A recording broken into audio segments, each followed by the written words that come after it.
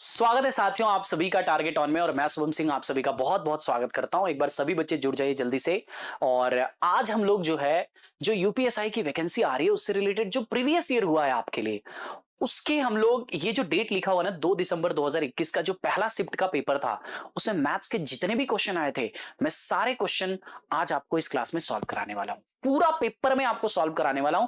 मैं सभी बच्चों से बोलूंगा आप शुरू से लेकर लास्ट तक देखिए। उसके बाद आप आकलन करिए कि आपके जो एग्जाम्स हैं, जो यूपीएसआई हो रहे हैं, उसमें किस लेवल का सवाल पूछा जा रहा है, आपकी तैयारी किस स्तर की है, अभी आपको कितनी और तैयारी करनी है। इससे आपको बहुत ज्यादा फायदा होगा। ठीक है ना। चलिए शुरू करते हैं। सभी बच्चे एक बार जल्दी से सेशन को लाइक और शेयर कर देंगे। हर जगह शेयर कर दीजिए फटाफट क्लास को, और क्लास में जुड़ जाइए, कॉपी पेन लेके बैठ जाइए। एक एक चीज को अच्छे से मैं समझाऊंगा, एक्सप्लेन करूंगा कि ये क्वेश्चन कैसे आया था, क्या इसका सही अप्रोच होना चाहिए, कैसे इसको सॉल्व करना चाहिए, विद इन ए टाइम कैसे हम क्वेश्चन को कर सकते हैं, और इन फ्यूचर इससे क्या क्वेश्चंस बन सकते हैं। उन सभी मुद्दों पे हम लोग इस क्लास में बात करने वाले हैं। ठीक है साथियों। चलिए तो चलिए पहला मैं आपको बता देता हूं। सबसे पहले मैं आपको बता दूं कि अगर आप इस क्लास की पीडीएफ चाहते हैं तो ये टेलीग्राम है, target UPSI exam with Ravi sir target on. आपका डिस्क्रिप्शन में लिंक लगा हुआ है, आप उस लिंक से भी इस टेलीग्राम में जाकर इस क्लास की पीडीएफ ले सकते हैं। अगर आपको इस क्लास की पीडीएफ चाहिए, पूरा पेपर भी आपको मिल जाएगा। इसके बाद ये गूगल प्ले स्टोर से टारगेट ऑन का एप्लीकेशन डाउनलोड कर लीजिए, क्योंकि यहीं पर आपको हमारी सारी क्लासेस चलती हैं। जितने भी ऐप के माध्यम से अगर आप हमसे पढ़ना चाहते हैं, बैच के माध्यम से आप यूपीपी यूपीएसआई एग्जाम्स की तैयारी करना चाहते हैं, किसी अन्य एग्जाम की तैयारी करना चाहते हैं, तो आप हमारे साथ जुड़ सकते हैं साथियों। ठीक है। चलिए मैं आपको बताऊं, यहाँ पे ये हमारे संस्थान के कॉलिंग नंबर्स हैं। कोई भी दिक्कत आती है आप इन नंबर्स पे कॉल करिए, मैसेज करिए, जानकारी इकट्ठा करिए। जो भी आपको सूचना चाहिए हमारे संस्थान से, आप इस नंबर पे कॉल या मैसेज करके जानकारी इकट्ठा कर सकते हैं। अब आज का पहला क्वेश्चन आपके स्क्रीन पे है, देखिए ध्यान से इस सवाल को। कैसे लगाना है इस क्वेश्चन को, क्या इसके अप्रोच हो सकते हैं, क्या इसका तरीका हो सकता है, सही टेक्निक्स क्या हो सकते हैं, इन सभी मुद्दों पे हम इन सवालों पे बात करेंगे। आप भी कोशिश करिए कि अपने आंसर को कमेंट बॉक्स में छोड़ते चलिए अगर आप हमारे साथ सॉल्व कर रहे हैं तो। ठीक है। चलिए शुरू करते हैं। देखिए बाबू, पहला क्वेश्चन दिया है, दो अलार्म घड़ियों में 144 सेकंड और 120 सेकंड के नियमित अंतराल पर अलार्म बजते हैं। मतलब दो अलार्म घड़ी हैं, ठीक है ना। उसमें अलार्म जो है वो 144 सेकंड और 120 सेकंड के अंतराल अंतराल पे बजते हैं। जैसे जब 144 सेकंड होगा तो पहला अलार्म बजेगा, फिर जब 120 सेकंड होगा तो दूसरा अलार्म बजेगा। तो इस तरह से दो अलार्म बजते हैं। यदि वे पहली बार एक साथ 6 बजे बजते हों, उन्हें स्टार्टिंग में एक बार एक साथ 6 बजे बजाया गया था, तो वे अगली बार एक साथ कब बजेंगे। पहली बात, ये क्वेश्चन मेरा नहीं है, ये एग्जाम की डेट मैंने लिखा है, यूपीएसआई प्रीवियस ईयर 2 दिसंबर 2021 शिफ्ट 1 का ये पेपर है आपके लिए। उसी पेपर का सारा सवाल है, ठीक है ना। तो हम लोग एक एक क्वेश्चन को देखते हैं। चलिए देखिए ध्यान से कैसे करेंगे इसको। तो सिंपल सी बात है कि जब भी कभी ऐसा सवाल आए, अलार्म की घंटियां या ऐसा या वैसा, ये सिंपल क्वेश्चन चला जाता है। देखिए आप सोचिए, 144 सेकंड के बाद पहला अलार्म बजता है और 120 सेकंड के बाद दूसरा अलार्म बजता है। हमें एक ऐसा टाइम चाहिए जो 144 से भी डिविजिबल हो और 120 से भी डिविजिबल हो, है ना बच्चा। हमें एक ऐसा टाइम चाहिए जो 144 से भी डिविजिबल हो और 120 से भी डिविजिबल हो। यानी हमें एक ऐसा नंबर चाहिए जो 144 से भी कट जाए, 120 से भी कट जाए, ताकि उस समय दोनों अलार्म की घंटी हमारे कानों में एक साथ सुनाई दे। समझ में आई मेरी बात। तो वो कौन सा टाइम होगा जो इन दोनों से कट जाए। कट जाए का मतलब एलसीएम की तरफ जाता है। यानी सीधा आपको क्या करना है, एलसीएम लेना है। किसका? 144 का और दूसरा 120 का। इन दोनों का आप एलसीएम ले लीजिए, है ना। एलसीएम लेने का सबसे अच्छा तरीका क्या है, देखिए बड़े बड़े फैक्टर्स को लिख दो एलसीएम में। इनका फैक्टर करो, बड़े बड़े फैक्टर्स को लिख दो। जैसे इसको हम लोग 16 गुणे 9 लिख सकते हैं ना, वैसे इसको क्या लिख सकते हैं, 3 गुणे 5 गुणे 8, ऐसा लिख सकते हैं। 8 और 16 में 16 बड़ा है, तो एलसीएम इसका आएगा 16 गुणे 3, और 9 में 9 बड़ा है और गुणे में 5 है, तो 5 नहीं है तो उसको कोई बात नहीं, सबको लिख दिया हमने। तो एलसीएम इसका सीधे कितना आ जाएगा, 16 9 144 बचे 720 सेकंड। 720 सेकंड अगर इसको मिनट में चेंज करें तो कितना आ जाएगा, 720 बटे में 60, तो ये मिनट में आ जाएगा। कितना आ जाएगा मिनट में बताइए, 12 मिनट। यानी कि अलार्म जो है हर 12 मिनट के बाद एक साथ बजेंगे, प्रत्येक 12 मिनट के बाद। 12 मिनट क्या है, तो 12 मिनट वो समय है जो प्रत्येक 12 मिनट के बाद ये अलार्म आपको एक साथ बजते हुए सुनाई देंगे, प्रत्येक 12 मिनट के बाद।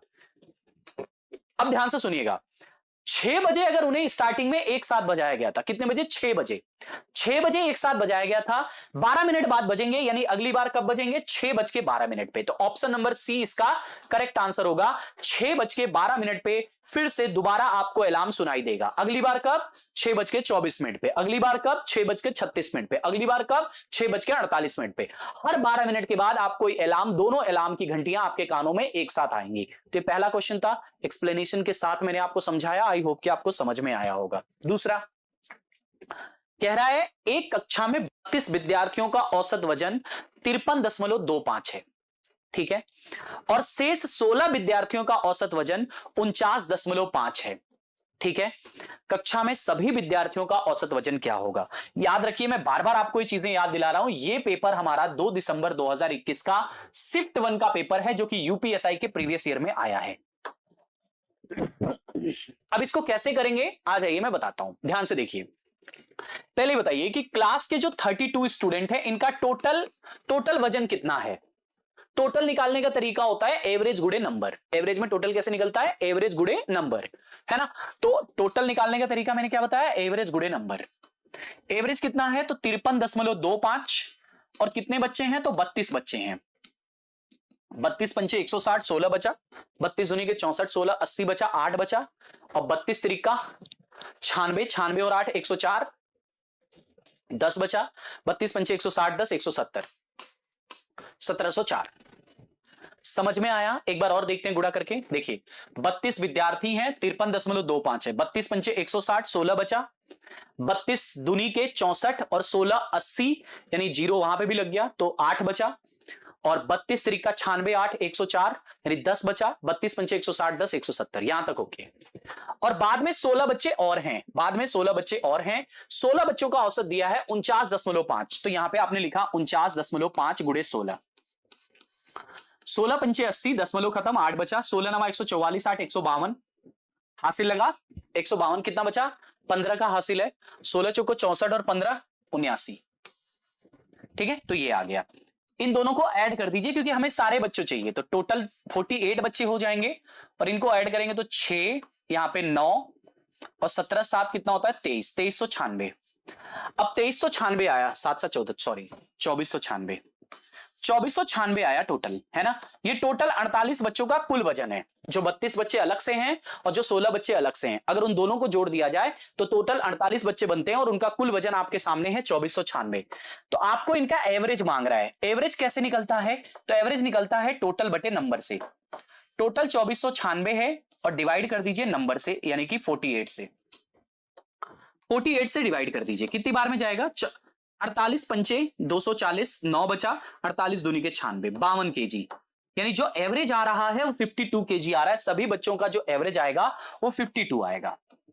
अब ये तो हो गया एकदम आराम से लगाने वाला अप्रोच। बट एग्जाम में अगर ये क्वेश्चन आए तो सर जी ये तो बड़ा ही कैलकुलेटिव हो जाता है। तो मैं हमेशा एज ए स्टूडेंट आपको एक चीज राय देता हूं, मैं हमेशा आपको बोलता हूं, जब भी कोई क्वेश्चन आए, क्वेश्चन को पढ़िए, साथ ही में ऑप्शन को भी पढ़िए। आप ऑप्शन को साथ में अपने दिमाग में रखिए। जब भी कोई क्वेश्चन आए, ऑप्शन को भी दिमाग में रखिए कि ऑप्शन क्या दिया है। अब जैसे इस सवाल का देखिए ध्यान से, यहां पे देखिए, पहले जो 32 विद्यार्थी थे उनका वजन 53 था, और बाद के जो 16 विद्यार्थी थे उनका वजन 49.5 था। यानी कि 49.5 16 विद्यार्थियों का वजन है, और 53 32 विद्यार्थियों का वजन है। एक बात तो कंफर्म है, क्या? कि 49.5 से ज्यादा 53 है, यानी 49.5 से तो एवरेज कम होना ही नहीं चाहिए, क्योंकि 16 का है और 32 का तो 53 है, यानी उससे कम तो हो ही नहीं सकता। 49.5 से तो कम हो ही नहीं सकता। जो भी एवरेज होगा वो 49.5 और 53.25 के बीच में इर्द गिर्द कहीं होगा, लेकिन 49 से कम एवरेज नहीं होगा। 49 से कम एवरेज नहीं होगा तो 48 नहीं होगा, 44 नहीं होगा, 40 नहीं होगा, डायरेक्ट आंसर 52 हो गया। ये एग्जाम वाला तरीका हो गया। ये कौन सा तरीका हो गया? एग्जाम वाला। जब आप स्टूडेंट बनके एग्जाम में पेपर देते हो तो ऑप्शन से क्वेश्चंस को इस तरह से एलिमिनेट करते हैं।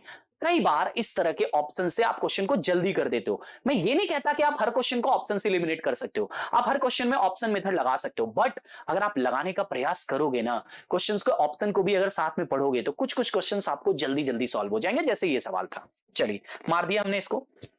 अगला देखिए, साधारण ब्याज पर निवेशित धनराशि एक राशि 25 वर्षों में अपने आप का 3 गुना हो जाती है, 75 वर्षों में कितना गुना होगी? ये एसआई का दो बार n गुना वाला सवाल है, इसका तरीका बहुत आसान है। T1 अपॉन T2 बराबर में N1 माइनस वन अपॉन में N2 माइनस वन। सभी बच्चों ने ये तरीका पढ़ा होगा। SI अगर आपने कभी पढ़ा है, सिंपल इंटरेस्ट आपने कभी पढ़ा है, तो ये तरीका जरूर पढ़ा होगा। पहले 25 वर्ष दिया है, बाद में 75 वर्ष दिया है, बराबर। पहले दिया है कि 3 गुना होता है तो 3 माइनस वन कर दिया, बाद में कितना गुना होता है ये नहीं पता, यही तो निकालना है। कितना गुना होता है बाद में, यही तो निकालना है। इससे काट दिया 3 बार में, यहां आया 2, ठीक है ना। 3 दूनी के 6, 6 बराबर N2 माइनस वन। तो यहां से N2 बराबर कितना आ गया, 7 गुना। कितना आएगा बाद में, 7 गुना आ जाएगा। बाद में जो पैसा होगा वो 7 गुना हो जाएगा, 7 गुना। Option number D. ये तो बहुत ही आसान सवाल था, ठीक है। अगला देखिए, मैं ये थोड़ी कहता हूं कि यूपीएसआई या कोई भी आप एग्जाम देते हो तो सारे ही क्वेश्चन डिफिकल्ट आते हैं, ऐसा बिल्कुल नहीं है।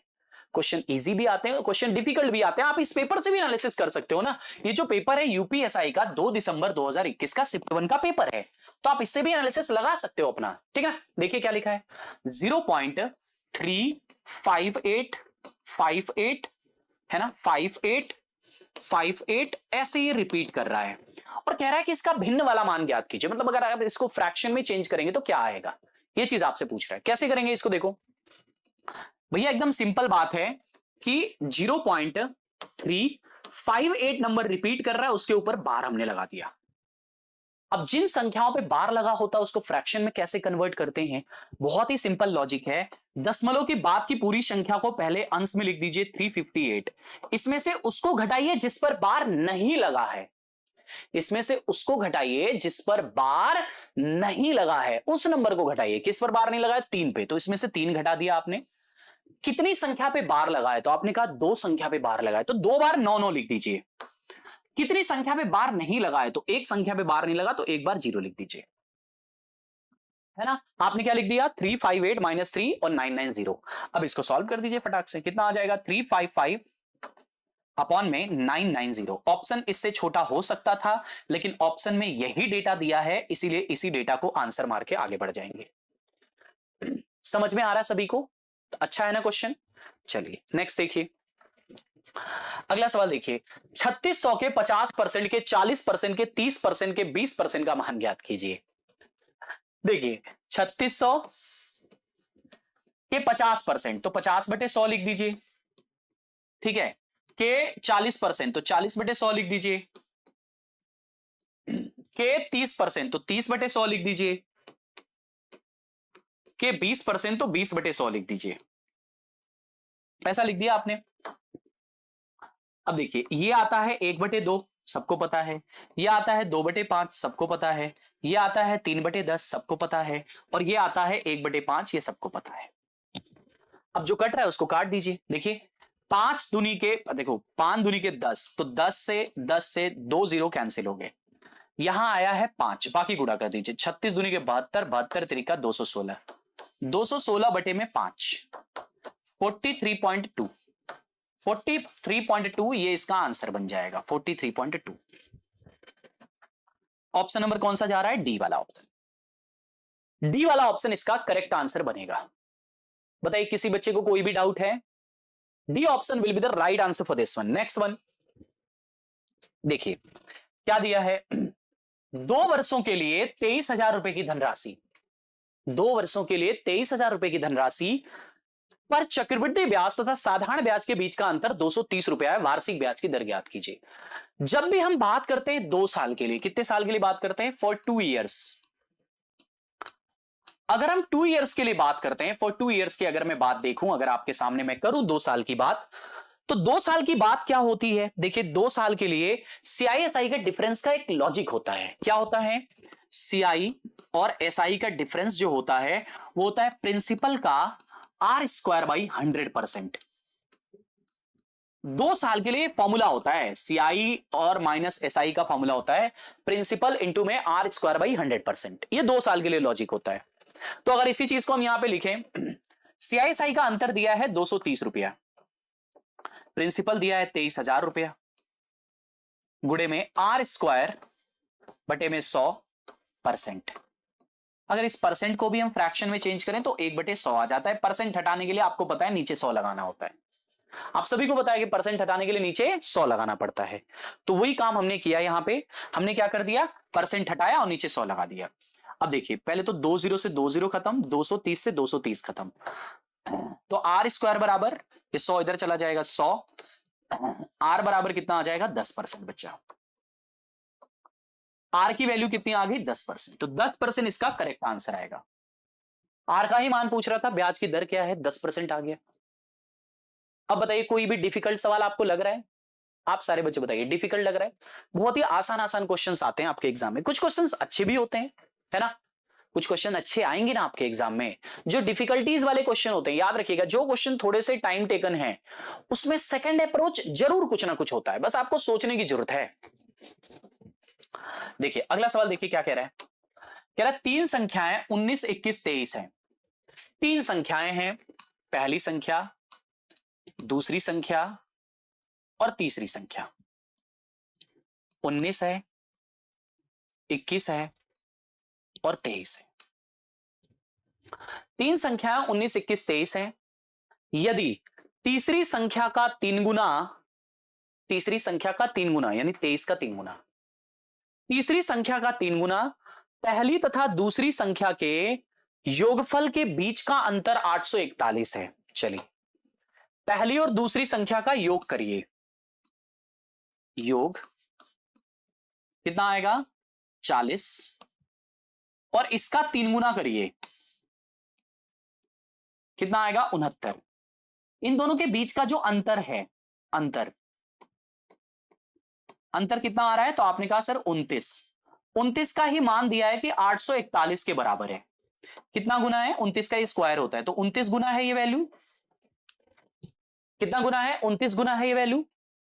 तो कह रहा है पहली और तीसरी संख्या के बीच का अंतर ज्ञात कीजिए। पहली और तीसरी संख्या के बीच का अंतर, पहली और तीसरी संख्या के बीच का अंतर ज्ञात कीजिए। चलिए देखिए पहली संख्या 19 है, तीसरी संख्या 23 है।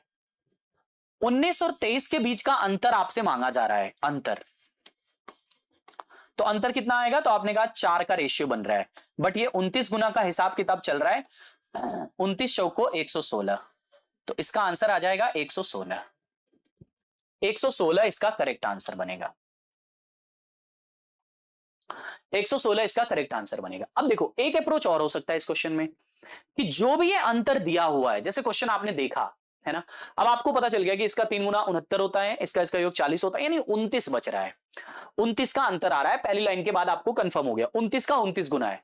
जो भी आंसर होगा वो 29 से कटने वाला होगा। ये नहीं कट रहा है, ये नहीं कट रहा है, ये नहीं कट रहा है, एक ही ऑप्शन है जो 29 से कट रहा है, आंसर है। सवाल ही नहीं पढ़ने का आगे का कि क्या दिया हुआ है, डायरेक्ट आपने कर दिया।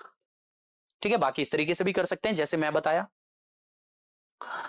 समांतर श्रेणी, देखिए यूपीएसआई 2021 में जो पेपर हुआ, ये पेपर ही मैं आपको करा रहा हूं, उसमें एपी और जीपी का एक अहम रोल रहा। हर पेपर में एक एक दो क्वेश्चन एपी जीपी से बना है, आया है। कोई भी पेपर आप उठा के देखिए, किसी भी शिफ्ट का कोई भी, उसमें एक एक दो क्वेश्चन, 2 क्वेश्चन, 1 क्वेश्चन, 3 क्वेश्चन आया है एपी जीपी से। तो ये एपीजीपी आपके लिए बहुत इंपॉर्टेंट है, क्योंकि इससे पहले भी जो पेपर हुआ था 17 वाला, उसमें भी क्वेश्चन आया था। तो अगर आप यूपीएसआई के लिए जा रहे हैं तो अर्थमेटिक एडवांस मैथ के साथ साथ आपको एपीजीपी को भी थोड़ा सा दिमाग में रखना होगा। खैर यहां पे मैं आपको प्रीवियस ईयर करा रहा हूं तो मैं इसको अच्छे से समझा देता हूं आपको।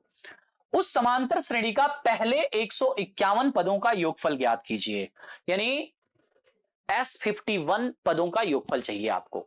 ठीक है, जिसका पहला पद और तीसरा पद 175 और 185 है। देखिए दिया क्या है इसमें, पहला पद का मतलब होता है a, इसका मान दिया है 175, तीसरा पद यानी T3 की वैल्यू दिया है 185। अच्छा एक चीज बताइए, पहला पद और तीसरा पद में कितने पदों का अंतर है, तो आपने कहा 2 पदों का, 2 पदों का अंतर है। और यहां से यहां में अंतर कितना है, तो आपने कहा 10 का अंतर है। 10 के अंतर में 2 पद हैं, यानी प्रत्येक पद 5 के अंतर में आएंगे, तो जो कॉमन डिफरेंस आ जाएगा वो 5 आ जाएगा, डायरेक्ट आपने कर दिया। ये आपका लॉजिक है। एक बच्चा होगा जो इसमें फॉर्मूला लगाएगा। फॉर्मूला क्या लगाएगा? टीएन बराबर a plus n n minus one into D. ये एक फॉर्मूला लगा के हो सकता है आप डी की वैल्यू निकालो, बट उससे भी आसान आप एक अप्रोच ये लगा सकते हो, चूंकि समांतर श्रेणी है, अर्थमेटिक प्रोग्रेशन है। अर्थमेटिक प्रोग्रेशन का मतलब होता है कि किन्हीं भी दो पदों में अंतर समान होना चाहिए, ठीक है ना, अंतर समान होना चाहिए। तो अगर यहां पे अंतर के बारे में मैं आपसे बात करूं, तो यहां पे जो अंतर आ रहा है वो 10 का अंतर आ रहा है, लेकिन पहला पद और तीसरे पद में दो पदों का अंतर है। तो जो 10 का अंतर है वो दो पदों में, यानी प्रत्येक पद में अंतर कितना आया? 5 का। तो ये डी आ गया 5। अब 151 पदों का योगफल चाहिए। एस एन का फॉर्मूला होता है n/2 इंटू में एपी में 2a प्लस में n-1 into D. Value put कर दीजिए। पदों की संख्या दिया है, पहले 151 पद लिखा हुआ है, यानी n की वैल्यू 151 है। s 151 बराबर 151 बटे में 2, 2a 2 गुणे 175 प्लस में पदों की संख्या आपको पता है कितना है पदों की संख्या, तो आपने कहा 151, तो 151 माइनस 1, और डी आपको पता है कि 5 मिल गया। वाह भाई वाह, सब तो मिल गया। 151 बटे 2 गुणे में ये 350 हो गया, और 150 पंचे 750, दोनों को जोड़ेंगे 1100 आ जाएगा, है ना। जोड़ेंगे तो कितना आ जाएगा? 1100। देखिए 175 दूनी के 350, और ये 150, 150 गुणे 5 750, 750 350 जोड़ेंगे 1100, इससे काट देंगे तो 11 बार में, मतलब 2 बार में, मतलब 55 बार में कट जाएगा। अब 151 गुणे 550 का गुणा कर देना है आपको, 550 का गुणा कर देना है। गुणा कर दीजिए, 0 है ना, 55 का गुणा एक बार, 55 एकम 55, 55 पचे 275, और 5 हासिल था तो 280, 28 बचा। 55 एकम 55 और 28 तो 83, 83050, ये इसका आंसर आ गया। 151 पदों का योगफल 83050 आ गया। 83050, ये आपके 151 पदों का अंतर आ गया। ठीक है, समझ में आया? बताइए, कोई डाउट है आप में से किसी को? कोई भी डाउट है तो आप पूछ सकते हैं दोबारा, ठीक है ना। हाँ, चलिए आगे बढ़ते हैं। इसके बाद देखिए, इस तरह के सवाल तो यूपीएसआई में 2021 में बहुत पूछे गए हैं। इस तरह का क्वेश्चन जो आपके सामने दिख रहा है, डेटा, ये बड़ा ही इंपॉर्टेंट सवाल है, और इस तरह का सवाल बहुत बार पूछा गया है। इस तरह का डेटा, सवाल में कुछ नहीं है, जो डेटा दिया है मैं उसकी बात कर रहा हूं। एक्स किसी कार्य को 153 दिनों में, वाई किसी कार्य को 255 दिनों में, और जेड उसी कार्य को 340 दिनों में कर सकता है। अगर एक्स वाई जेड एक साथ कार्य करते हैं तो उन्हें कार्य पूरा करने में कितने दिनों की आवश्यकता होगी? अगर एक साथ काम करते हैं तो उन्हें कितने दिन लग जाएंगे, ये पूछा जा रहा है। चलिए मैं बताता हूं, मैं समझाता हूं, समझिए, देखिए, करने का प्रयास करिए। सारे बच्चे ध्यान से देखिएगा क्या लिखा है। जैसे आप टाइम एंड वर्क के सवालों को लगाते हो, एक्स किसी काम को 153 दिनों में करता है, वाई उसी कार्य को कितने दिनों में? 255 दिनों में करता है, और जेड उसी कार्य को कितने दिनों में? 340 दिनों में करता है। अब देखिए दिक्कत क्या होगी आपको, दिक्कत क्या होगी मैं आपको समझाता हूं। आप जब टाइम एंड वर्क का सवाल लगाते हो तो सबसे पहले आप क्या करते हो? एलसीएम लेते हो, है ना। सारा जड़, सारी समस्या उसी एलसीएम में फंसती है। हाँ, सेशन को एक बार लाइक जरूर कर दीजिएगा जितने बच्चे देख रहे हैं, ठीक है ना। चलिए, कोई भी डाउट होगा तो आप कमेंट कर दीजिएगा बाद में, ठीक है ना बच्चा। ध्यान से सुनिए, बस समझते रहिए यहाँ पे। अब यहाँ पे सारे बच्चों के लिए सबसे बड़ी समस्या है एलसीएम की, कि इसका एलसीएम कैसे लें, क्योंकि डेटा इतना खतरनाक दिया है, 155, 255, 153, 340। तो ऐसे सवालों में हमें क्या करना चाहिए? ऐसे सवालों का एलसीएम हम डायरेक्ट कैसे ले सकते हैं, जल्दी से कैसे ले सकते हैं? तो आप एक काम करिए, ऐसे सवालों का ना आप एलसीएम छोड़ के पहले मसा के बारे में सोचिए, पहले आप एचसीएफ लेने के बारे में सोचिए। ऐसा कौन सा नंबर है जो इन तीनों को डिवाइड करेगा, आप इसके बारे में सोचिए। 153 किससे किससे घटता है? 51 तरीका 153, 51 17 के पहाड़े में आता है, तो शायद 51 या 53 या 3, यही सब काटेंगे। 3 इसको काट नहीं रहा है तो कंफर्म हो गया, 17 काट सकता है। तो यानी कि अगर मैं इस सवाल को लिखना चाहूं तो मैं इसको लिख सकता हूं, सर ये 17 गुणे 9 है। देखो ध्यान से, ये 17 गुणे कितना है? 17 एकम 17, 17 पचे 85, 15 है,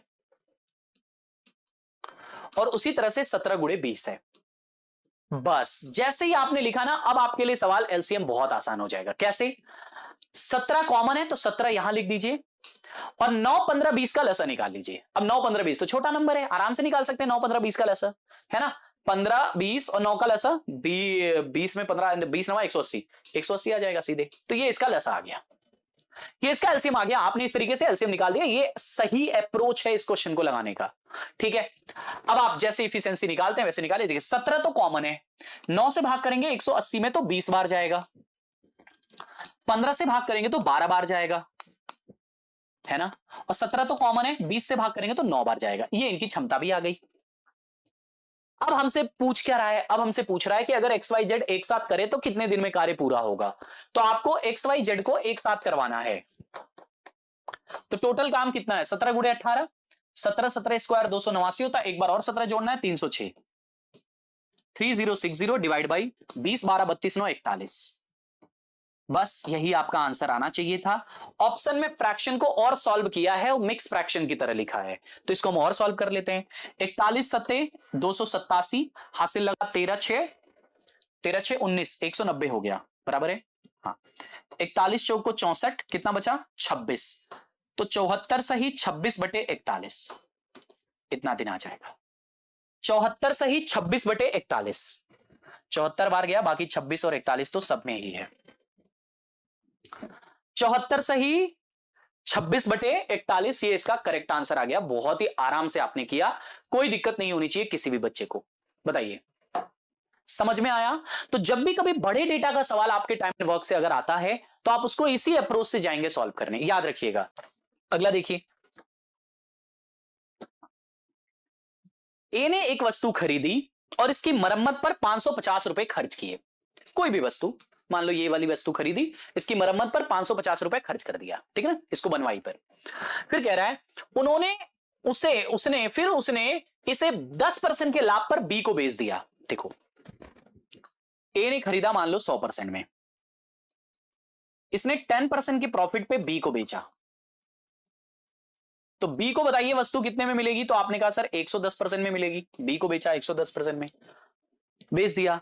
बी ने इसे 20% के हानि पर सी को चिपका दिया। बी भी कलाकार था, उसके पास वो सामान बेकार रह गई तो उसने 20% के लॉस पे सेल किया, लॉस पे सी को सेल कर दिया। अब बताइए अगर 20 के लॉस पे सेल किया है तो 110 का 20% कितना होगा, इधर उधर 22 कम कर दो तो 88%। 88% में इसने सी को बेच दिया, सी को 88% में बेच दिया। फिर अंततः सी ने इसे 30% के लाभ पर किसी और को बेच दिया। यानी देखो सी ने फिर क्या किया, इसको 30% के प्रॉफिट पे सेल किया। तो 88 का 30% कितना होगा, 88 गुणे 30% का प्रॉफिट यानी 130 बटे 100, इतना परसेंट हो जाएगा। सी ने इतने परसेंट के प्रॉफिट में सेल किया, मतलब इतने परसेंट में सेल किया, और कह रहा है उसने 6864 रुपए में सेल किया, तो इसी का वैल्यू 6864 के बराबर है। ठीक है, अब ये सॉल्व हो जाएगा आराम से। देखिए 22 से काटिए, 22 से 4 बार में कटेगा, 22 से काटिए, 22 तरीका 66, 2 बचा, 22 से कम 22, 4 बचा 22 दूनी के, ठीक है। 13 से काटिए, 0 से 0 कैंसिल, 13 से काटिए, 13 दूनी के 26, 13 चौको 52, ठीक है। 4 से काटिए 6 बार में, सब कट गया। 1% की वैल्यू यहां पे 10 बचा था, ये 6 60, 1% की वैल्यू 60 आ गई। फिर पूछ क्या रहा है, ए ने वस्तु कितना भुगतान किया था, ए ने कितना भुगतान किया था, ये चीज पूछा जा रहा है। तो पहले बताइए ए ने कितना रुपया इस पे वेस्ट किया, पहले ये बताइए। तो ए के लिए जो टोटल पैसा है वो 100% है, तो 100% की जो वैल्यू आ जाएगी वो आ जाएगी 6000 रुपया। कितनी आ जाएगी, 6000 रुपया। लेकिन आपसे कह रहा है, देखो 6000 ऑप्शन में नहीं है, क्यों, क्योंकि आपसे कुछ और चीज पूछा है ना। आपसे पूछा है ए ने वस्तु के लिए कितना रुपया भुगतान किया था, इसने मरम्मत पर 550 रुपया अलग से खर्च किया था ना, तो ये 550 इंक्लूड करके है 6000 रुपया। पूछ रहा है कितने में खरीदा था, कितना भुगतान करके उसे लाया था, तो आप इसमें से 550 रुपया माइनस कर दीजिए, है ना। तो 0 5 4 और 5, 5450 रुपए में बी ने खरीद के लाया था, ए ने खरीद के लाया था, फिर 550 रुपया उस पर और खर्च किया, तब जाके पूरी कहानी बनी है। समझ में आया, सारे बच्चे बता दीजिए सबको समझ में आया, इजी है ये भी क्वेश्चन। देखिए फिर से टाइम एंड वर्क का वैसा ही सवाल आ गया, क्योंकि आपको पता है आप यूपीएसआई प्रीवियस ईयर 2 दिसंबर 2021 के शिफ्ट 1 के पेपर को देख रहे हैं। तो सारे ही पेपर के क्वेश्चंस मैं आपको एकदम अच्छे से करवाऊंगा और डिटेल में आपको समझाऊंगा कि क्या एज ए स्टूडेंट आपका अप्रोच होना चाहिए क्वेश्चन को सॉल्व करने के लिए। इसको देखिए हम लोग कैसे करने वाले हैं, ध्यान से देखिए। कह रहा है ए एक कार्य को 1170 दिनों में समाप्त कर सकता है। ए किसी कार्य को 1170 दिनों में समाप्त कर सकता है। बी उसी कार्य को 2340 दिनों में समाप्त कर सकता है। एक साथ कार्य करते हुए वे उस कार्य को कितने दिनों में समाप्त करेंगे, ये चीज पूछ रहा है। ध्यान से देखो, ए 1170 दिनों में और बी उसी कार्य को 2340 दिनों में। ये तो बड़ा ही आसान है, ये तो बहुत ही आसान डेटा दे दिया है आपके लिए। अब आप 1170 2340 को देके डर जाते हो। आप ध्यान से देखो ना, एक का डबल और 7 का डबल 14, यानी इसका डबल है 117 का डबल 234 आता है। सीधे लसा यही आएगा 2340। 2340 इससे भाग करिए तो एक बार, इससे भाग करिए तो दो बार, इससे भाग करिए तो एक बार। आपसे कह रहा है एक साथ कार्य करेंगे तो कितने दिनों में हो जाएगा। एक साथ कार्य करवाना है ए प्लस बी से, 2340 ए प्लस बी से कार्य करवाना है, 2 1 3 की क्षमता बनेगी, है ना। 3 से भाग करते हैं, 3 सत्ते 21, 2 बचा 3 अड़े 24। 780 दिन में काम पूरा हो जाएगा। 780 दिन में, कितना दिन में बच्चा, 780 दिन में ये काम पूरा हो जाएगा। बताइए सबको समझ में आ रहा है, किसी भी बच्चे को कोई भी डाउट है, सब समझ में आ रहा है ना, सब ठीक है। चलिए अगला देखिए, 18% की छूट के बाद किसी मेज का क्रय मूल्य इतना रुपया है। विक्रय मूल्य इतना रुपया है, क्रय मूल्य अंकित मूल्य का 60% है, तो क्रय मूल्य ज्ञात कीजिए। अब देखिए इसको कैसे करने वाले हम लोग, देखिए ध्यान से।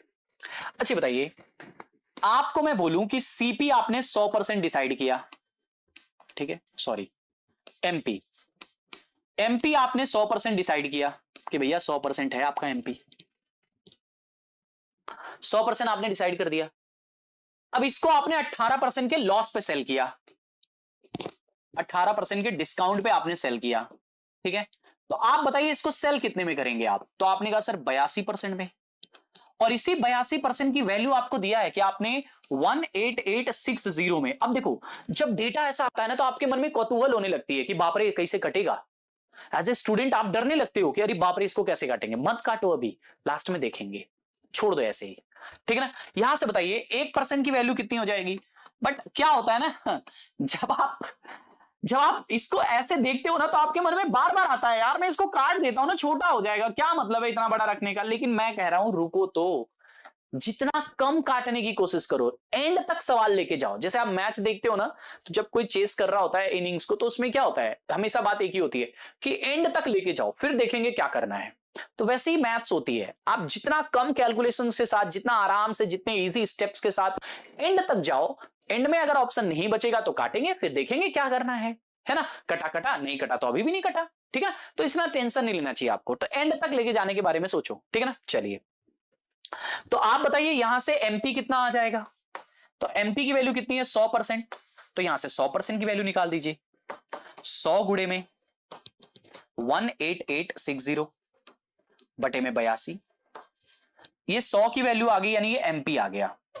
सवाल में कह रहा है क्रय मूल्य अंकित मूल्य का 60% है, तो क्रय मूल्य बताइए। अच्छा, जो सीपी है ना ये 60% ऑफ एमपी है, ऐसा सवाल में लिखा है।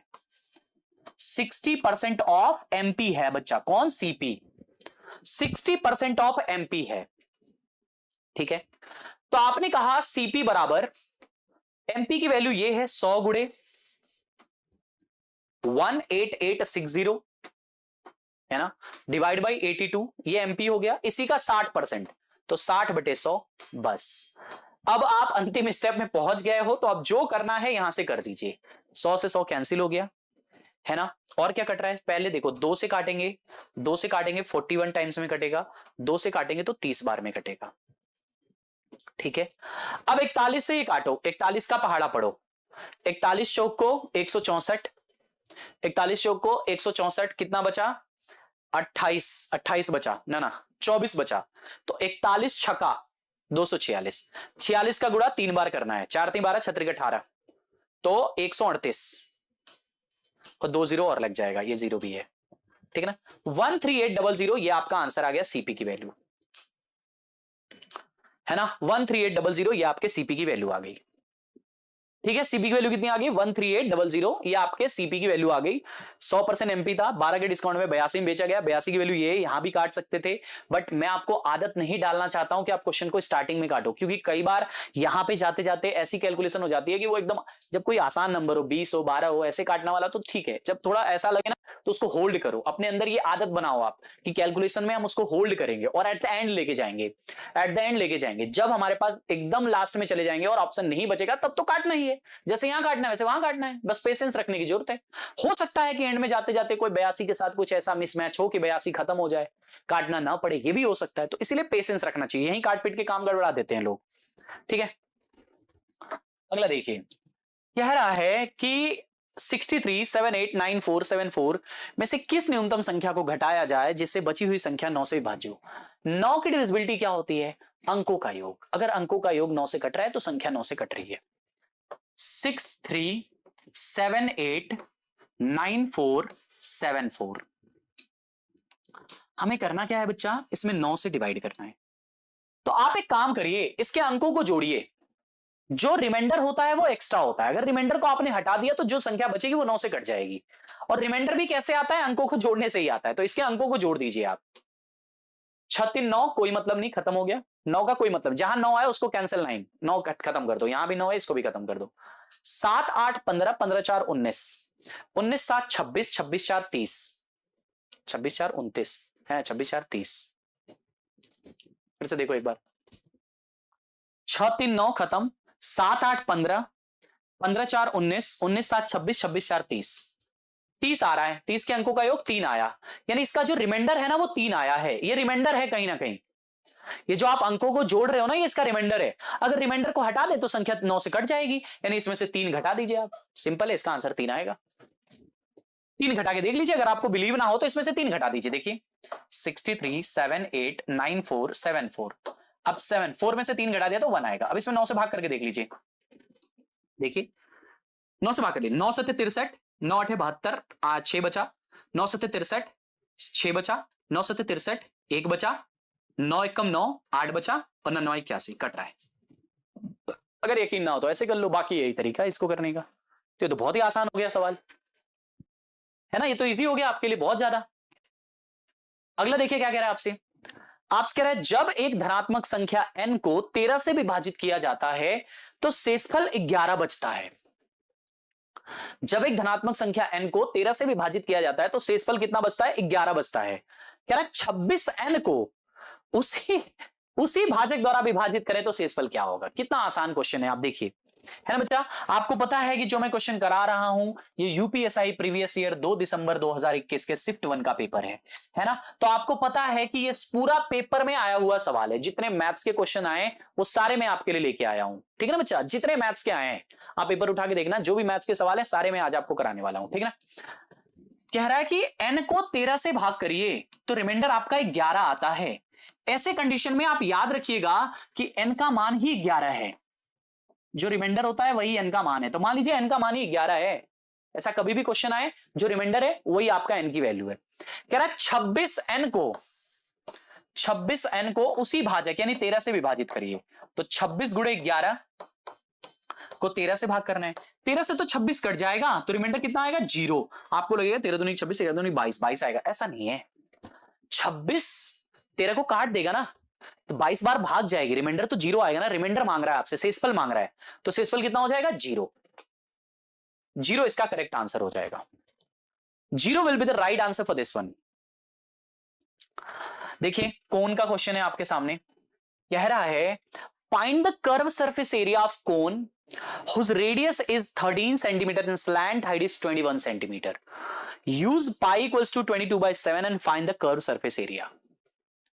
आपसे कह रहा है कि उस शंकु का वक्र पृष्ठ क्षेत्रफल कर्व सरफेस एरिया CSA निकालना है। शंकु का कर्व सरफेस एरिया यानी CSA का फॉर्मूला होता है पाई आर एल। क्या होता है, पाई आर एल। पाई का मान 22/7 है, आर का मान दिया है, रेडियस 13 है, और एल की वैल्यू तिर्यक ऊंचाई जो स्लैंट हाइट होती है वही एल होती है। तो एल की वैल्यू कितना दिया है, 21, तो यहां पे 21 रख देंगे। 7 से काट देंगे तो 3 बार में कटेगा, तो 22 गुणे 3 66 गुणे 13, 13 छह 78, 13 छह 78, 7 85, तो 858 सेंटीमीटर स्क्वायर, ये इसका आंसर आएगा option number D. 858 centimetre square, ये इसका आंसर आ जाएगा। ठीक है, एक तो तरीका ये हो गया। सर और कोई अप्रोच हो सकता है? बिल्कुल। देखो, जब भी कोई क्वेश्चन आपके एग्जाम में 3D का आए, बहुत शानदार अप्रोच बता रहा हूं, ध्यान से सुनिएगा। जब भी कोई क्वेश्चन आपके एग्जाम में 3D का आए, अगर वो क्वेश्चन 3D से आ रहा है और शंकु है, बेलन है यानी कोन है, सिलेंडर है, या कोई भी फिगर हो, फ्रस्टम है, या कुछ भी हो आपके लिए, ठीक है ना, स्फीयर हो, कुछ भी हो, आप बताओ इन सभी फॉर्मूले, इन सभी के कर्व सरफेस एरिया हो या टोटल सरफेस एरिया हो या वॉल्यूम्स हो, इन सब में पाई का इस्तेमाल होता है। और पाई की वैल्यू कितनी होती है? पाई की वैल्यू होती है 22/7। 22 में 11 छुपा होता है, 11 गुणे 2, यानी जो भी आंसर होगा वो 11 से डिविजिबल होगा। जैसे इस क्वेश्चन को देखिए, यूपीएसआई का सवाल है आपके सामने, ये एग्जाम की डेट भी आपके सामने, यूपीएसआई का क्वेश्चन है। अब देखिए इसका ऑप्शन कौन सा है जो 11 से डिविजिबल है। 8 8 16 में से 6 जाएगा तो 10 आएगा, ऑप्शन 11 से नहीं कटेगा। 8 8 16 माइनस 8, 8 आएगा, नहीं कटेगा। 8 8 16 माइनस 7, 9 नहीं कटेगा। 8 8 16 माइनस 5, 11 कट जाएगा, तो ऑप्शन नंबर डी इसका करेक्ट आंसर है। आपने डायरेक्ट कर दिया। तो जब भी कभी 3D का क्वेश्चन है, गो थ्रू ऑप्शन, एक बार जरूर ऑप्शन को देखो। मैं ये नहीं कहता हूं कि सारे क्वेश्चन ऑप्शन से हिट हो जाएंगे, बट हो सकते हैं, इसके चांसेस होते हैं। ठीक है ना? तो ये चीजें आप करते रहिए, धीरे धीरे आपके अंदर स्पीड बढ़ेगी, एक्यूरेसी बढ़ेगी और चीजें अच्छा करेंगे आप। देखिए, मैं फिर से समझाता हूं, मेरी बात को ध्यान से समझिएगा। जैसे मान लीजिए कि आपके एग्जाम में ये क्वेश्चन आ गया कि आपसे लिखा है find the curve surface area of cone whose radius is 13 and slant height is 21, है ना, और आपको बोला है कि पाई की वैल्यू यूज करिए, उसका कर्व सरफेस एरिया निकालना। और ये क्वेश्चन जो है यूपीएसआई के प्रीवियस ईयर का क्वेश्चन है, जो कि 2 दिसंबर 2021 में पूछा गया है। ठीक है ना? अब इस क्वेश्चन को हमें लगाना है, तो हमारे पास एक अप्रोच होता है कि हम कर्व सरफेस एरिया का फॉर्मूला लगाएं, पाई आर एल, वैल्यू को पुट करें और आंसर निकालें। एक तो ये तरीका होता है, इससे आप कर सकते हो। दूसरा, इसका एक और अप्रोच हो सकता है कि कोई भी 3D का क्वेश्चन आए, उसमें होता क्या एक्चुअली में, उसमें बच्चा पाई का यूज होता है, चाहे वो कोन हो, चाहे वो सिलेंडर हो, चाहे वो आपका स्फीयर हो, चाहे आपका फ्रस्टम हो, हेमिस्फीयर हो, कुछ भी हो, पाई तो सारे फॉर्मूले में होता है, चाहे कर्व सरफेस एरिया हो, टोटल सरफेस एरिया हो, वॉल्यूम, कुछ भी। तो पाई में 22/7, 22 में 11 की डिविजिबिलिटी छुपी होती है। ऑप्शन को चेक करिए कि कौन सा ऑप्शन 11 से डिविजिबल है। जैसे देखिए, 8 8 16 माइनस 6, 10 आएगा, नहीं कटेगा 11 से। 8 8 16 माइनस 8, 8 आएगा, नहीं कटेगा। 8 8 16 माइनस 7, 9 आएगा, नहीं कटेगा। 8 8 16 माइनस 5, 11 आएगा, ये ऑप्शन 11 से कट रहा है, यही इसका आंसर होगा, ऑप्शन नंबर डी। बिना सॉल्व किए भी आप डायरेक्ट आंसर हिट कर सकते हैं बाई ऑप्शन मेथड। 3D के सवालों के लिए आप इस मेथड को जरूर लगाइए। मैं ये नहीं कहूंगा कि हर सवाल इस मेथड से सॉल्व हो जाएगा, हर क्वेश्चन को आप सॉल्व कर सकते हो, बट हो सकता है कि आपके ऑप्शन ऐसे बनाए जाएं कि आप इस मेथड का यूज करके जल्दी से क्वेश्चन को सॉल्व कर लीजिए। ठीक है? अगला देखिए ध्यान से, अगला देखिए क्या कह रहा है आपसे। नेक्स्ट क्वेश्चन देखिएगा, कह रहा है अशोक शांत जल में 43.5 किलोमीटर प्रति घंटे की गति से नाव चलाता है। यदि नदी 14.5 किलोमीटर प्रति घंटे गति से बह रही है तो एक स्थान तक जाने और वापस आने में 90 मिनट का समय लगता है। वह स्थान आरंभिक बिंदु से कितनी दूरी पर है? ध्यान से समझिए, यह है एक स्थान से बी स्थान। हम मान लेते हैं कि पानी का फ्लो इस डायरेक्शन में है, पानी का फ्लो इसी डायरेक्शन में है, जैसा मैंने तीर बनाया है। क्योंकि नाव की बात कर रहा है तो पानी का फ्लो मैटर करता है। जब वो जाएगा तो डाउनस्ट्रीम की स्पीड से जाएगा, यानी कि धारा के दिशा में जाएगा। तो धारा के दिशा में जो डाउनस्ट्रीम होती है वो क्या होती है, तो जो शांत जल में चाल होती है और जो नाव की चाल होती है, दोनों को ऐड कर देते हैं, है ना, Z प्लस S। तो वो 43.4 है, 43.5 है और ये 14 है। तो 43 14 57 1 58, तो जाएगा तो 58 किलोमीटर पर घंटे की स्पीड से। और जब आ रहा है तो उसकी जो एवरेज स्पीड है, मतलब वो तो अपस्ट्रीम हो जाएगी, धारा के विपरीत वाली चाल अपस्ट्रीम। अपस्ट्रीम में चाल माइनस होती हैं, 43.5 और 14.5 का डिफरेंस ले लो तो 29 आएगा। तो आएगा तो 29 किलोमीटर पर आवर की स्पीड से आएगा, 29 किलोमीटर पर आवर की स्पीड से वापस आएगा जब आएगा तो। ठीक है? अच्छा, ये बताइए, आपसे डिस्टेंस पूछा जा रहा है कि डिस्टेंस कितनी है। तो पहले हमें टाइम भी दिया है, तो डिस्टेंस के लिए हमें क्या चाहिए होगा। देखिए, टाइम दिया 90 मिनट का समय लगता है, डिस्टेंस के लिए हमें 2 चीज चाहिए, स्पीड इंटू टाइम। अब स्पीड तो दो है, कौन सी लगाएं, पहली की दूसरी?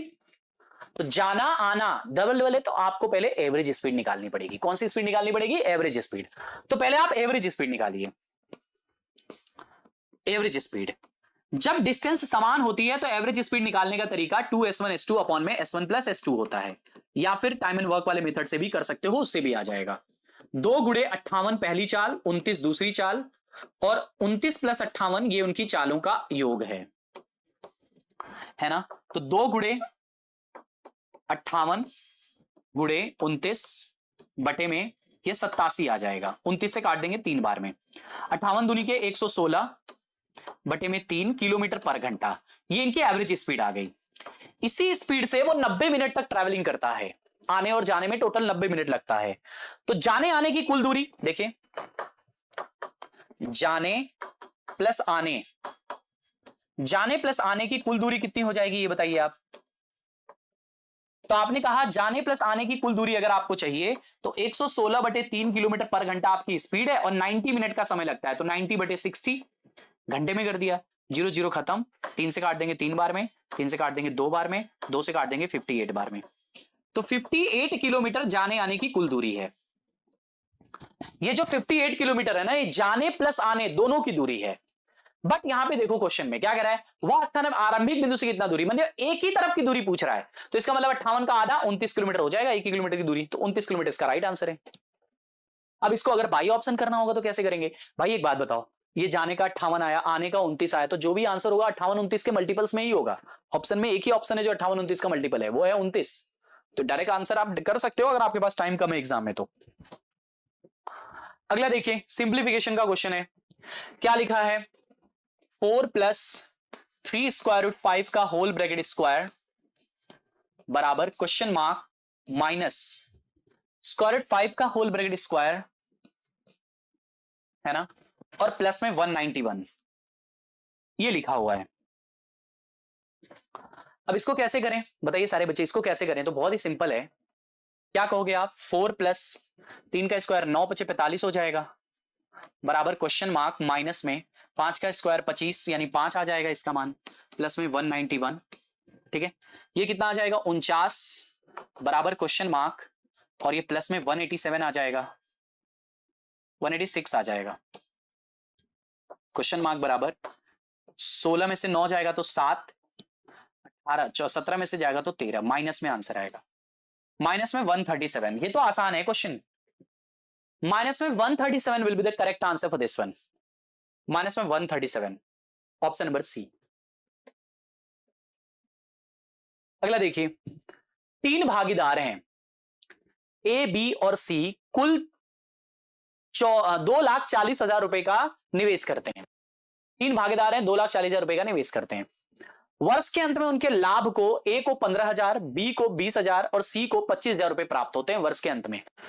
तो सी, ए और सी द्वारा एक साथ कुल कितनी राशि, ये तो आसान हो गया क्वेश्चन, देखिए ध्यान से समझिएगा। ए बी सी का आपको प्रॉफिट दिया है, ए बी सी का आपको प्रॉफिट दे रखा है, प्रॉफिट एबीसी का प्रॉफिट कितना दिया है, तो ए का दिया है कितना 15, 20 और 25, 15,000, 20,000 और 25,000, ये तीनों की प्रॉफिट दिया है एबीसी की, तीनों की प्रॉफिट दिया है एबीसी की 15,000, 20,000, 25,000। अब ध्यान से देखिए, 5 से काट देंगे तो 5 बार में, 5 से काट देंगे तो 4 बार में, और 5 से काट देंगे तो 3 बार में, है ना, ये इनके प्रॉफिट का रेशियो है। आपको पता है कि जिस रेशियो में इंसान पैसा लगाता है अगर टाइम समान है तो उसी रेशियो में उसको प्रॉफिट भी मिलता है, यानी जो प्रॉफिट का रेशियो है वही उनके पूंजी का रेशियो भी होगा, ठीक है ना बच्चा, क्योंकि इसमें समय समान है, सबने समान समय के लिए पैसा लगाया है। यानी कि अगर मैं आपसे कहूं कि ए बी सी कि पूंजी का रेशियो यानी उनके कैपिटल का रेशियो कितना होगा, तो जिस रेशियो में उन्होंने प्रॉफिट लगाया है यानी जिस रेशियो में उन्होंने प्रॉफिट पाया है उसी रेशियो में उनकी पूंजी भी हो जाएगी 3, 4, 5, ठीक है। अब आपसे कह रहा है, ध्यान से देखिए, अब आपसे कह रहा है कुल 2,40,000 रुपए लगाया, यानी तीनों का योग कर दो, टोटल 4, 3, 7, 5, 12, टोटल आया 12, 12 का मान दिया है 2,40,000, ठीक है। तो कितना गुना है, 12 दूनी के 24, 20,000 गुना है, कितना गुना है बच्चा 20,000 गुना है, 12 दूनी के 24, 20,000 गुना आ गया। तो कह रहा है ए और सी द्वारा एक साथ कितना पैसा लगाया गया, ए और सी द्वारा 3 और 5 8, है ना, ए प्लस सी 8 के रेशियो में लगाया है, 8 का रेशियो भी गुड़े 20,000 हो जाएगा, तो 8 दुनी के मतलब 160, 1,60,000 रुपया, 1,60,000 रुपया ए और सी ने एक साथ लगाया है। Option A, option A will be the correct answer for this one, option A. देखो फिर से एक जीपी का क्वेश्चन आ गया। मैंने आपसे कहा था कि एपी और जीपी दोनों के क्वेश्चन आपके एग्जाम में आ रहे हैं, ठीक है ना। एपी का क्वेश्चन मैंने करा दिया था आपको अर्थमेटिक प्रोग्रेशन का, अब आपको ज्योमेट्रिक प्रोग्रेशन जीपी का क्वेश्चन आया। कह रहा है the first term of a geometric series is 16 and the common ratio is 6, है ना। Then find the sum of its 4 terms. आपसे कह रहा है गुणोत्तर श्रेणी का पहला पद, पहला पद मतलब ए का मान दिया है 16 और कॉमन रेशियो सर्वानुपात की वैल्यू दिया है 6, ठीक है। तो इसके 64 मतलब इसके 4 पदों का योगफल कितना होगा। देखिए जब योगफल का फॉर्मूला आता है तो वहां पे डिपेंड करता है कि आर की वैल्यू कैसे दी गई है। देखिए अगर आर का मान पॉजिटिव है, सॉरी, अगर आर का मान ग्रेटर देन 0 है, 0 से बड़ा है, तो उस केस में जो एस एन का फॉर्मूला होता है वो होता है ए इंटू में आर की पावर n-1 अपॉन में r-1। ये इसका फॉर्मूला होता है जब आर आपका पॉजिटिव होता है, अर्थात आर आपका 0 से बड़ा होता है, बटे में नहीं होता है, ठीक है ना। और अगर आर, सॉरी पॉजिटिव नहीं, यहां गड़बड़ हो गया, 0 नहीं यहां 1 लिखिए, 1 जब आर का मान 1 से बड़ा होगा। अब ठीक है, 0 से तो बड़ा सारे ही होंगे ना, सॉरी, ठीक है ना। अगर आर का मान 1 से बड़ा है तो ये फॉर्मूला होगा। दूसरी केस मैंने बताया कि अगर आर का मान अगर 1 से छोटा होगा, लाइक फ्रैक्शन में आ जाए 1/2, 1/3, 1/4, 2/5, 3/8, ऐसे आर का मान अगर आ जाए, अगर 1 से छोटा हो जाए, तो जो एस एन का फॉर्मूला होता है वो होता है ए इंटू में 1 माइनस आर की पावर n अपॉन में 1 माइनस आर। तब ये फॉर्मूला लगता है। तो इसका मतलब एस एन का फॉर्मूला जीपी में डिपेंड करता है कि आर कैसा दिया हुआ है।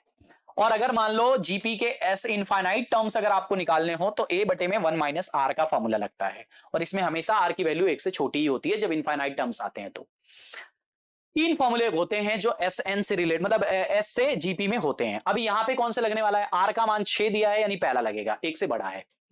तो यहां से जो एस एन का फॉर्मूला होगा उसका फॉर्मूला क्या होगा, तो आपने कहा ए इंटू आर की power n-1 divide by r-1, ये होगा a इंटू, क्या कहा आपने, a इंटू आर की पावर n-1 अपॉन में r-1। अब वैल्यू को पुट करते हैं। s कितने पद हैं, 4 पद, तो s 4, पहला पद है 16, r का मान है 6, 6 की पावर 4 माइनस में 1 डिवाइड बाई 6 माइनस 1, ये होगा 16 गुड़े में 6 की पावर 4 का मान 6 का क्यूब 216 होता है, गुड़े 6 कर दो 1296, 1296 माइनस 1, 1296 माइनस 1 डिवाइड बाई नीचे कितना आ जाएगा 5। तो S4 की वैल्यू आ जाएगी 16 गुड़े 1295 डिवाइड बाई 5, 5 से इसको काट दीजिए तो 16 गुड़े 5 से काटिए 12 दूनी के 5 दूनी के 10, 2 बचा, 5 पचे 25, 4 बचा, 5 9 45, 16 नवा 144, 14 बचा, 16 पंचे 80, 14 94, 9 बचा, 16 दूनी के 32, 9 41, 4144, ये इसका आंसर आ जाएगा 4144, है ना, 4144, ऑप्शन नंबर ये वाला। सर इसका कोई आसान टेक्निक है क्या, बिल्कुल इसका कोई आसान टेक्निक है, बिल्कुल हो सकता है। आप बताइए, जो भी आप फॉर्मूला देख रहे हैं एसएन का, उसमें ए का मल्टीप्लाई है दोनों जगह, देखिए ए का मल्टीप्लाई है दोनों जगह, और ए की वैल्यू 16 दिया है, तो जो भी आंसर होगा वो 16 से कटेगा। ऑप्शन चेक करिए कौन सा 16 से कट रहा है। 16 दूनी के 32, 8 बचा, 16 पंचे 80, 4 बचा, नहीं कट रहा है। 16 दूनी के 32, 10 बचा, 16 अटे 96, 8 बचा, नहीं कट रहा है ना। 16 दूनी के 32, 11 बचा, 16 सत्ते 112, 12 नहीं बच रहा है, ये भी नहीं कटा। 16 दूनी के 32, 9 बचा, 16 पंचे 80, 14 बचा, 16 9 144, ये कट रहा है 16 से। तो ऑप्शन, कितने सारे सवालों को मैंने आपके सामने ऑप्शन से हिट किया है। तो यही आपको करना है आपके एग्जाम में। आपको कुछ क्वेश्चंस ऑप्शन से हिट करने होते हैं, कुछ क्वेश्चंस ऐसे होते हैं जिनको बाय ऑप्शन हिट करे। जैसे ये क्वेश्चन आया आपके एग्जाम में, अब एक ऑर्डिनरी, देखो मैं तो टीचर हूं, मैं तो आपको ऑर्डिनरी तरीका बताऊंगा, मैं तो सॉल्व करने की हर टेक्निक्स आपको बताऊंगा, लेकिन मैं आपको ट्रिक्स भी बताऊंगा कि कैसे जल्दी करना है हर क्वेश्चन को, ठीक है ना। तो एक तो इसका ये ऑर्डिनरी तरीका हो गया कि आप इस तरीके से इस क्वेश्चन को सॉल्व करिए, जो फॉर्मूला है वो दीजिए और आंसर निकालिए, ये एक तरीका हो गया। दूसरा तरीका इसमें यह है कि हमको पता है कि दोनों फॉर्मूले में ए तो मल्टीप्लाई करना ही करना है, ए की वैल्यू हमको दिया है 16, जो भी आंसर होगा वो 16 से कटेगा, that's it, that's the only thing matter for me. ठीक है ना। नेक्स्ट देखो, दो स्थान ए और बी एक दूसरे से 3710 किलोमीटर की दूरी पर हैं। दो स्थान ए और बी 3710 किलोमीटर दूरी पर हैं। ए बी से एक रेलगाड़ी ए बी के लिए, ए से बी के लिए एक रेलगाड़ी निकलती है, उसी समय बी से ए के लिए एक दूसरी रेलगाड़ी निकलती है। दोनों रेलगाड़ियां 35 घंटे बाद एक दूसरे से मिलती हैं। ए से बी तक जाने वाली रेलगाड़ी दूसरी रेलगाड़ी से 35 किलोमीटर प्रति घंटा तेज है, तो तेज रेलगाड़ी की चाल ज्ञात कीजिए। देखिए थोड़ा सा क्वेश्चन को समझना पड़ेगा आपको। देखिए ये दो स्थान है, ये ए स्थान है और ये बी स्थान है। एक गाड़ी यहां से निकली है और एक गाड़ी यहां से निकली है, दोनों के बीच का हमको डिस्टेंस दिया है 3710 किलोमीटर। 3710 किलोमीटर, ठीक है ना। चलो, एक ही समय दोनों गाड़ियां निकली हैं, इसलिए सवाल बहुत आसान हो जाता है, क्योंकि इसमें चाल तो दिया नहीं, तो एक ही समय निकलेंगी। अब एक चीज समझिएगा, यदि ए से बी तक जाने वाली रेलगाड़ी दूसरी रेलगाड़ी से 35 किलोमीटर प्रति घंटा तेज है, यानी अगर इस रेलगाड़ी की चाल में मान लूं कि x किलोमीटर प्रति घंटा है, इस रेलगाड़ी की चाल में मान लो x किलोमीटर प्रति घंटा है, तो a से b तक जाने वाली जो रेलगाड़ी है वो x प्लस 35 किलोमीटर प्रति घंटा आएगा। x प्लस 35 किलोमीटर पर घंटा ये इसका आ जाएगा, अगर ये इससे 35 किलोमीटर तेज है तो। ठीक है, सापेक्ष चाल का क्वेश्चन है, दोनों रेलगाड़ियां 35 घंटे बाद मिलती हैं, ये लिखा हुआ है। तो टाइम कैसे निकालते हैं? देखिए टाइम का तरीका होता है डी बाई एस। डिस्टेंस हमको दिया है 3710, स्पीड अब दोनों की सापेक्ष चाल लगेगी, तो दोनों को ऐड करना होता है, क्योंकि डायरेक्शन अपोजिट है। डायरेक्शन क्या है बच्चा? अपोजिट है, तो दोनों को ऐड कर देंगे। x और x मिलके 2x प्लस 35 बराबर में, इससे 35 घंटा लगता है, तो 35 यहां पे लिख दिया। अब इसको काटिए, देखिए कितना आ रहा है। देखिए 7 से काट देंगे 5 बार में, 7 से काट देंगे 7 पचे 35, 7 पचे 35, 2 बचा, 7 तरीके 21 और 0। 5 से फिर काट दीजिए, 5 एकम 5, 0 में 6, ठीक है ना। 2x प्लस 35, देखिए 2x प्लस 35 बराबर में 106 आ गया। तो 2x की वैल्यू कितनी आ जाएगी? 2x की वैल्यू 35 में से माइनस कर दीजिए तो 71 आ जाएगी। तो x की वैल्यू 35.5 आ जाएगी। x की वैल्यू 35.5 आ गई, यानी जो पहली वाली यहां से जो गाड़ी जा रही है उसकी स्पीड 35.5 आ गई। कह रहा है तेज गाड़ी, जो तेज वाली रेलगाड़ी है उसकी चाल, तेज वाली कौन सी है? x प्लस 35 वाली। तो फास्ट ट्रेन की स्पीड, फास्ट वाली की स्पीड कितनी है? x plus 35। x की वैल्यू कितनी है? 35.5 प्लस 35, आंसर कितना हो जाएगा? 70.5 किलोमीटर पर घंटा।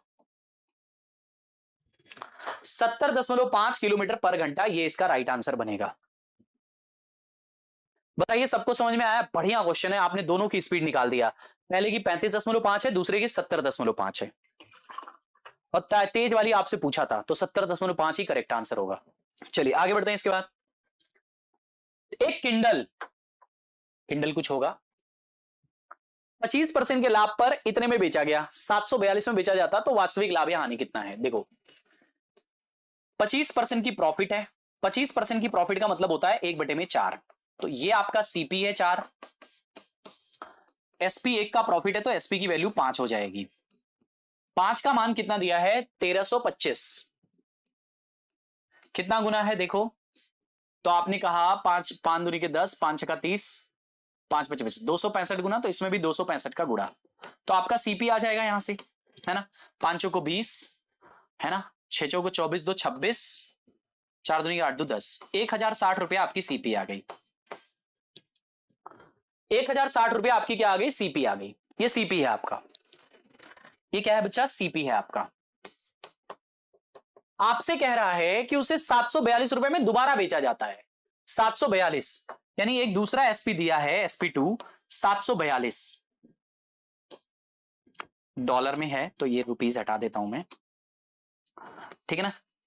742 में दोबारा बेचा जाता है। तो आप बताइए यहां से क्या हुआ? उसको लॉस हुआ है, तो जो भी आंसर आएगा वो लॉस में आएगा। लास्ट के 2 ऑप्शन है, लॉस आएगा। कितने का लॉस है देखना जरा, तो 18 और 3, 318 का लॉस है। किस पे है? 1060 पे, गुणे 100, 0 से 0 खत्म, 100, इसे 3 बार में कट जाएगा, तो 30% का लॉस है।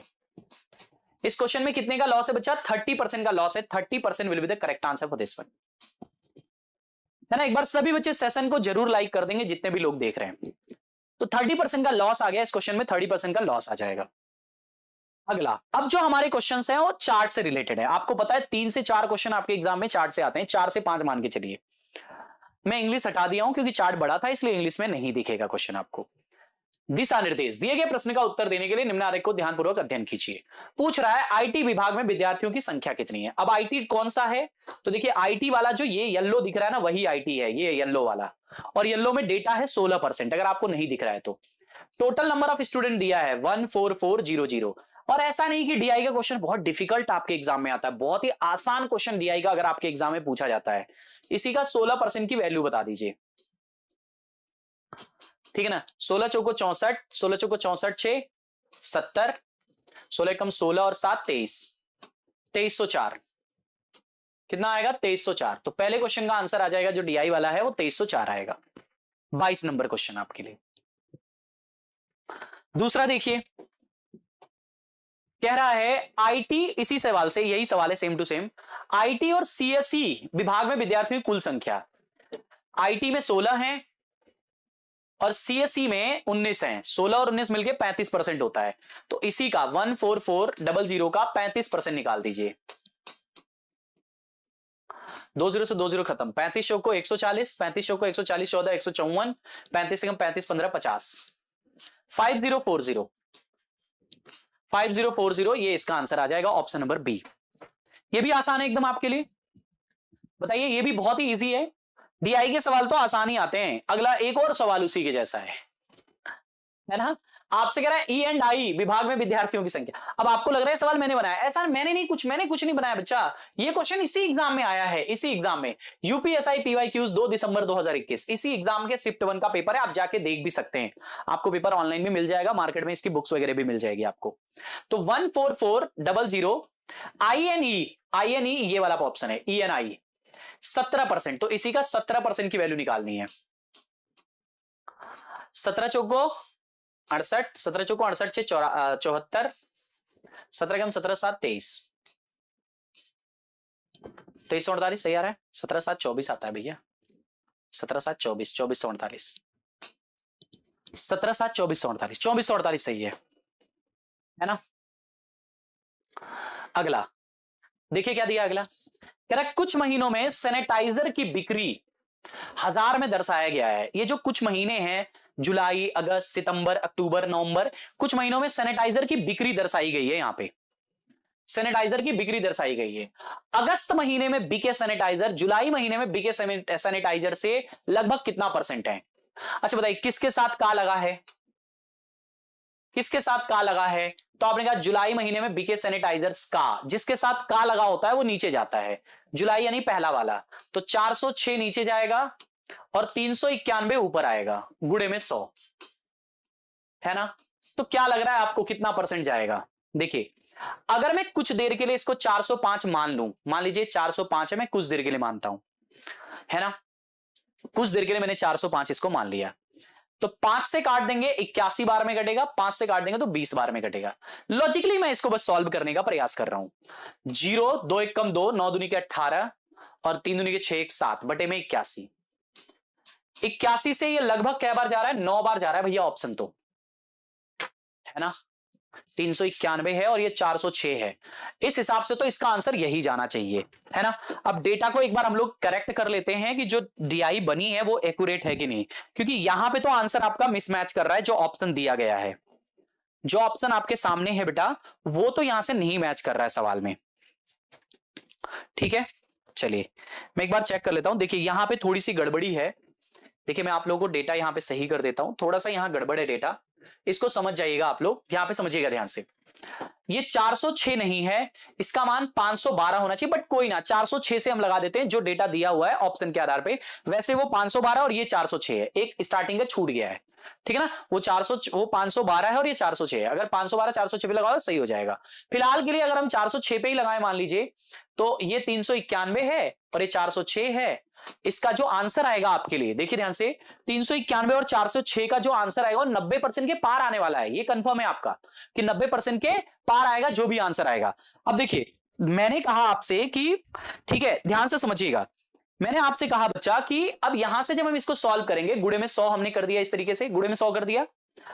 अब मेरे बाबू यहां से एक चीज समझना, आपको पता है कि जब आप इसको काटोगे, जैसे मान लो हम इसको पूरा काटते हैं, तो इसको 20 बार में काटेंगे लगभग में 5 से, इसको मैं 405 मान लेता हूं कुछ देर के लिए, 405 काटेंगे तो 81 बार में कटेगा।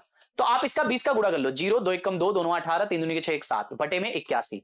81 से कै बार भाग जाएगी बताओ? 81 नवा 9 बार जा रही है, कंफर्म है 9 बार जा रही है, 9 बार जा रही है। कितना बचा? 81 नवा 72, 220 यानी 6 के आसपास बचा। और फिर से 8 8 64 यानी कि सॉरी कितनी बार बचा? 6 बचा ना, 72 73 बार मान लो चली गई, 73 बार तो 5 बचा, 8 छक्का 48 के आसपास। यानी इसका जो आंसर आएगा वो अप्रॉक्स में 96% आएगा। अप्रॉक्स में 96% आएगा। तो एक ऑप्शन को हम लोग 96% कर देते हैं, कोई दिक्कत नहीं है, ये ऑप्शन हो जाएगा इसका करेक्ट है। समझ में आ रहा है सभी को? अप्रॉक्सिमेट 96% इसका आंसर आएगा, यही चीज आपसे पूछा जा रहा था। तो ये हमारी सीट का, ये हमारे आपके पेपर का अंतिम सवाल था। टोटल 25 क्वेश्चन, 24 से 25 क्वेश्चन आपके एग्जाम में आते हैं। आपको पता है सिलेबस आपको 40 क्वेश्चन का है, बट क्वेश्चन कम आते हैं क्योंकि जो बाकी बचे क्वेश्चन होते हैं वो रीजनिंग का हिस्सा होता है, ठीक है ना। तो जो रीजनिंग वाले सर आपको पेपर कराएंगे उसमें वो सारे सवाल आपको रीजनिंग वाले सर कराएंगे, ठीक है ना। आई होप कि आपको ये सेशन अच्छा लगा होगा। कुछ भी अगर आपको डाउट होगा कमेंट बॉक्स में पिन कर दीजिएगा अपने कमेंट्स को, मैं जरूर रिप्लाई करूंगा आप सभी के लिए। और सेशन अगर अच्छा लगा है तो हमारे साथ जुड़िए, हम लोग पीवाईक्यूज की श्रृंखला को इसी तरह से आगे कंटिन्यू करते रहेंगे। कल भी मैं आपके लिए इसी समय एक और पीवाईक्यूज लेके आऊंगा, उसको भी आप देखिएगा कैसा हो रहा है। ओवरऑल आपको यह सिखाना है कि प्रीवियस ईयर में क्वेश्चन कैसे आते हैं और आपका अप्रोच एज ए स्टूडेंट क्या होना चाहिए, ये चीज आपके लिए इंपॉर्टेंट है, ठीक है ना।